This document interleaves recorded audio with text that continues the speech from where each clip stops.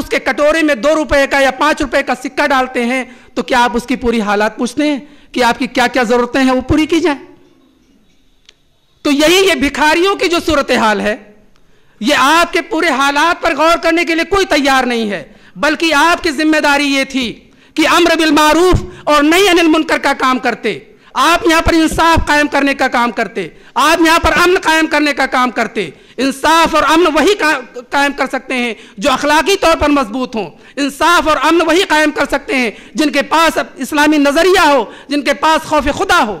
Corruption से पाक माशरा तभी हो सकता है कि जब इस्लामी नजरिया अपना एक हर की रोल इस समाज में अदा करे। लेकिन आप ये चाहते हैं और आपके सियासतदान आपको ये समझाना चाहते हैं कि रिजर्वेशन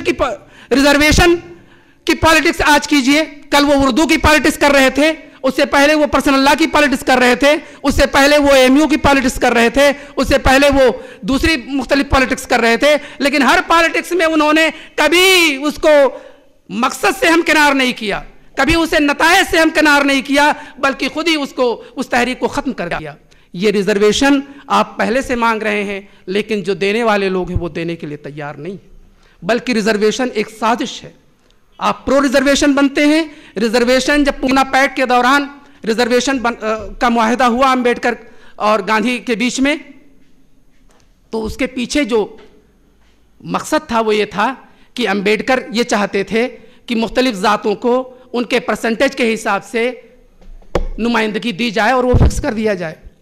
तो अगर बैकवर्ड को और दलितों को अलग कर दिया जाए तो हिंदू मेजॉरिटी का कंसेप्ट ख़त्म हो जाएगा और वो जो अपर कास्ट लोग जो बचेंगे वो 12% या 13% बचेंगे। और अगर मुल्क नहीं तकसीम होता है तो मुसलमान एक मेजॉरिटी के तौर पर यहाँ पर रहेगा। उन्होंने उसके लिए मौन आमरण अनशन किया और उसके नतीजे में पूना में अंबेडकर और गांधी के बीच में मुआहदा हुआ।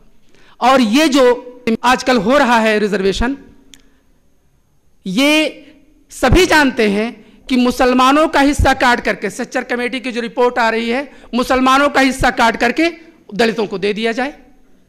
अपने में से जो उन्होंने कब्जा कर रखा है उसमें से नहीं देंगे, जो मुस्लिम मेजॉरिटी की सीटें हैं उसको दलितों के लिए रिजर्व कर देंगे। तो सवाल यह है कि आपकी चीजों को उनको हवाले किया जा रहा है। रिजर्वेशन अपने आप में इसमें कुछ मिलने वाला नहीं है। आप 50 साल से ज्यादा अरसे से इसको मांग रहे हैं, लेकिन आपको नहीं मिला, और अगर आपको मिल गया तो ये एक बहुत बड़ी कामयाबी होगी और ये मुमकिन नहीं है, क्योंकि अगर इसको उन्होंने किसी न किसी दर्जे में मान भी लिया तो दूसरे दर्जे में उसको मुअल्लक कर देंगे और तीसरे दर्जे में वो उसको इनइफेक्टिव कर देंगे। तो जब आप मुतालिबाती गिरोह बन करके रह जाएंगे तो उसके पीछे एक साइकोलॉजी है, पॉलिटिकल साइकोलॉजी, कि आप किसी को हुक्मरान तस्लीम करते हैं और आप खुद हुक्मरानी से दस्तबरदार हो रहे हैं।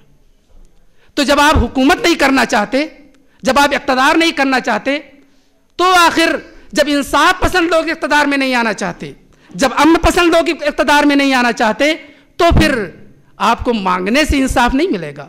फिरौन मांगने से, नमरूद मांगने से आपको इंसाफ नहीं दे सकता। फिरौन और नमरूद मांगने से आपको अमन नहीं दे सकता, बल्कि फ़िरका परस्ती पर उसने अपनी सियासत की बुनियाद रखी है, बेअदली के ऊपर उसने अपनी सियासत की बुनियाद रखी है। तो जिसकी बुनियाद ही बेअदली पर हो, जिसकी बुनियाद ही फ़िरका परस्ती पर हो, वो आखिर ये कैसे मुमकिन हो सकता है कि वो आपको अदल और इंसाफ के नाम पर आपके कटोरे में कोई चीज़ डाल दे? तो ये चीज़ अक्ल से भी बाइद है। और जो हमारे पॉलिटिशियंस हैं वो ये चाहते हैं कि कोई ऐसा मुद्दा उनके सामने आ जाए जो कुछ दिनों तक चले और उनको भी उस इशू के जरिए सियासत करने का मौका मिल जाए। दहशतगर्दी के हवाले से भी बड़ी बड़ी बातें होती हैं और उसमें हम ये सफाई देते फिर रहे हैं कि इस्लाम में दहशतगर्दी नहीं है, मुस्लिम नौजवान दहशतगर्द नहीं है। आखिर इस सफाई से, और जब बाबरी मस्जिद का आप मुकदमा लड़ते लड़ते कुछ भी नहीं हासिल कर सके, तो आखिर इस सफाई से और इन नौजवानों के मुकदमों से क्या आपको यकीन है कि यहाँ का अदालती निज़ाम आपको अदल दे देगा? और यहाँ आपकी सफाई से ये मान जाएंगे कि हाँ वाकई इस्लाम में दहशतगर्दी नहीं है तो मुसलमान दहशतगर्द नहीं है और उसको अरेस्ट न किया जाए? मैं आपके सामने शाहिर का एक शेर पढ़ना चाहता हूँ। जालिम को जो न रोके वो शामिल है जुल्म में, कातिल को जो न टोके वो कातिल के साथ है। हम सर बकफ उठे हैं कि हक फतह याब हो, कह दो उसे जो लश्कर बातिल के साथ है।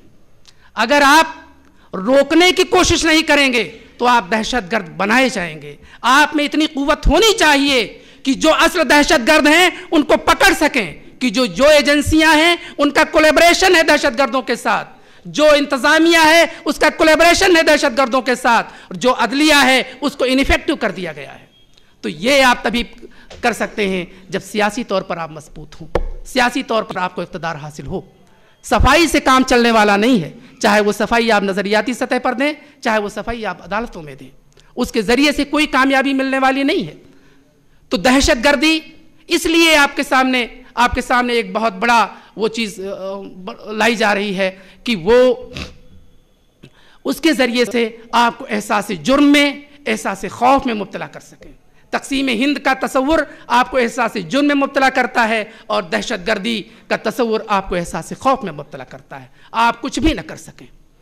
लेकिन मैं आपके सामने एक और सवाल आप दूसरे एंगल से रखना चाहता हूं, और वो ये है कि मज़हब और सियासत की तक़सीम और मज़हब को पूरी तरह से खारिज कर देने से क्या आप इस इल्ज़ाम से बरी ज़िम्मा हो जाएंगे कि नहीं, ये बहुत बड़ा सेकुलर है और यही वतन दोस्त है और ये फ़िरका परस्त नहीं है?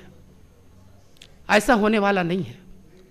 बल्कि ये सारे जो इल्ज़ामात आपके ऊपर आ रहे हैं, उम्मत मुस्लिमा के ऊपर आ रहे हैं, वो इसी वजह से हैं